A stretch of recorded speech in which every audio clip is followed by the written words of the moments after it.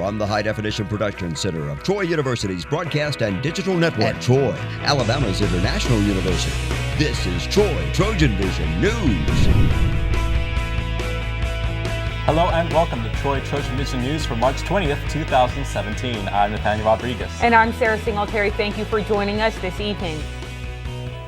It's Greek Week at Troy University, meaning that Troy's fraternities and sororities will be battling it out in a variety of competitions to see which is the top Greek organization. One of the first competitions and the one that sticks around the longest is the banner competition. Banners created by all the participating fraternities and sororities were hung on the fence at Riddle Pace Field for judging. The banners will be up throughout the week, and this was one of the two competitions today, including a blood drive in the Trojan Center. The next competition will be Trojan Feud tonight at 7 p.m. in Trojan Arena. Troy University's Office of Career Services is starting a new event geared toward helping underclassmen choose a career path called Major Madness, and they're looking for faculty members to help out. Major Madness will take place March 29th in Trojan Arena. Students will get to meet with faculty members and narrow down a bracket of their favorite choices. Career Services is currently looking for a variety of faculty members to volunteer to take part. We would love for any and all faculty to participate, have a table, because not just representing their major or their department, but the various backgrounds that they themselves have, that they may have worked in their industry. So we want a lot of variety for our students to learn from those faculty members about different career paths. If you are a faculty member interested in volunteering for Major Madness, you can contact the Career Services Office at 670-3217. Major Madness will be Wednesday, March 29th from 2 to 4 p.m. in Trojan Arena and is open to all students. The Johnson Center for the Arts features artists that work with a variety of media, sometimes seeking those artists out in order to bring diversity to the city of Troy. But this time, the center is displaying the work of an artist that came to them, Troy Fest winner Virginia Fergus. I paid a visit to the center to see Fergus's journey through daydreams.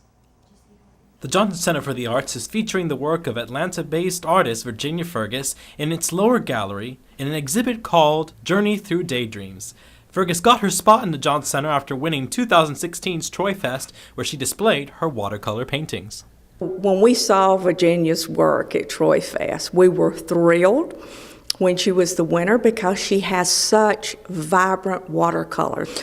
And the watercolors are so beautifully displayed against the brick walls in our lower gallery. Pritchett says the exhibit takes its name from Fergus's travels and especially her southern upbringing. So many of the scenes that she has, like this one beautifully, you see the front porch, and when you think about the Old South, you think about the front porch and family and friends sitting around. And I think the thing that sets Virginia Fergus out are the vibrant colors that she has. Pritchett also said it has been 18 months since the Johnson Center has had a watercolor artist, but Fergus's artwork is a sign of a comeback for the art form. There are people, you know, that think about watercolor as an older type of painting, but it is a traditional form, and I think it's really making a resurgence. Fergus are available for purchase at the Johnson Center, and the exhibit will be open until April 15th. The Johnson Center is open from 10 a.m. to 5 p.m. Wednesday through Friday and 10 a.m. to 3 p.m. on Saturdays. Now, the latest in Trojan sports on Troy TrojanVision News.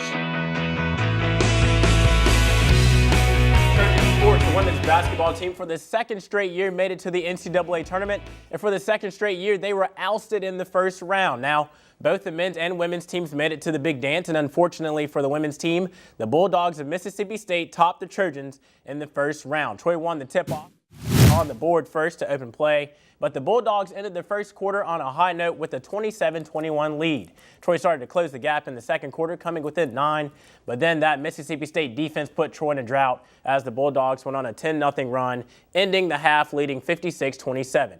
Troy went on to battle in the second half, but it ultimately fell short as they never could top that Bulldog offense, falling 110-69. On the bright side, Troy's Caitlin Ramirez finished her career as the second highest rebounder in Troy's Division I Seagulls season history with 342 boards. And I'm sure a lot of people have been glued to their TV this past week due to March Madness, and I'm sure a lot of brackets have been busted as well. I personally am a victim. Both brackets are completely shattered, but there was one game that all of Trojan Nation was focused on, and that would be the Troy Duke game that took place on Friday. Troy put up a fight against the Blue Devils and at one point was only down by single digits. On Friday, there's the all-time winningest head coach in the history of men's basketball, Coach K, leading his Blue Devils into battle against the Trojans. And Troy trailed by just 9 points at the beginning of the second half, but they couldn't overcome a deficit to the number 2 seed Blue Devils. But there were a lot of offensive sparks. And speaking of sparks, there's Wesley Person. Oh my gosh, we got to show it twice. You know what he likes on his sandwiches? A little bit of jam.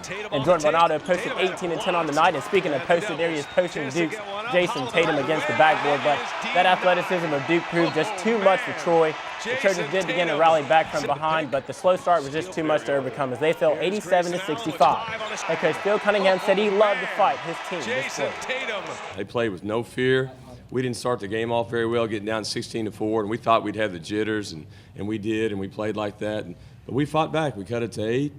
Second half, cut it to 9, and you know they were good today. Duke was really good, and they did a terrific job defensively. But we fought, and just so proud of how our guys. Alex Hicks tied a career high with 14 points to close out the season, and as I mentioned, Jordan Bernardo had a double-double with 18 points and 10 rebounds. The softball team dropped their opening Sunbelt Conference series last weekend 2-1 against Georgia Southern, but this weekend against another Georgia team, the series results were very different and capped off in a big way. Jalen Bivens has all the action. Trojan softball team ended the weekend facing off against Georgia State in a doubleheader on Saturday and a final game on Sunday. The Trojans defeated the Panthers 9-7. Becca Harley and Kaylee Hussey both delivered home runs in the top of the first inning. Head coach Beth Mullins was very satisfied with the offense, but she couldn't take all the credit for it. I'm going to give that all to my assistant coaches. I mean, they came in here and we really worked this week on a couple things that we needed to make adjustments on, and they did. So I give Coach Smart and Coach Hupp a lot of that credit. So I think the girls listened, and we were able to put a lot of runs. After suffering a loss last week to Georgia Southern, Coach Mullins was very happy with the outcome of the game. And it was Championship Sunday, and the Sun Belt's always a dogfight. And, you know, our first 2 ball games were one-run ball games, and I expected nothing less than to have to go extra innings. I mean, they're a great team, and I could not be more proud of the fight we showed. Rachel Rigney coming in there at the end of the game and just kind of shutting them down helped us. And then, you know, 2 big hits from Madeline Porter and Stephanie Snyder. It was huge. This is the second time Stephanie Snyder was the hero for the Trojans this week. Snyder hit a game-winning home run on Wednesday against Southern Mississippi and hit the game-winning home run Sunday afternoon against Georgia State.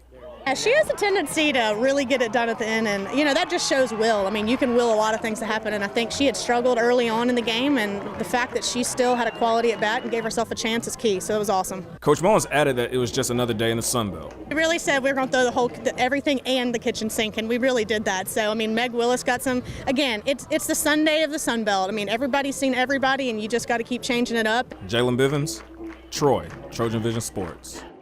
The softball team's next game will be Tuesday at 6 p.m. against UAB at the Troy Softball Complex. And the Troy baseball team won their first conference series this past weekend, but they failed to secure the sweep victory on Sunday. The Trojans faced off against Arkansas Little Rock Sunday and lost 10-3. The bats were hot, though, on a warm afternoon as both teams combined for 26 hits.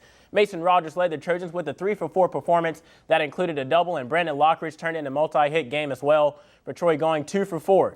Chase Smart added a 7th-inning double to cap off the hit parade. The baseball team's next game will be at home on Tuesday at Riddle Pace Field as the Trojans take on the Sanford Bulldogs.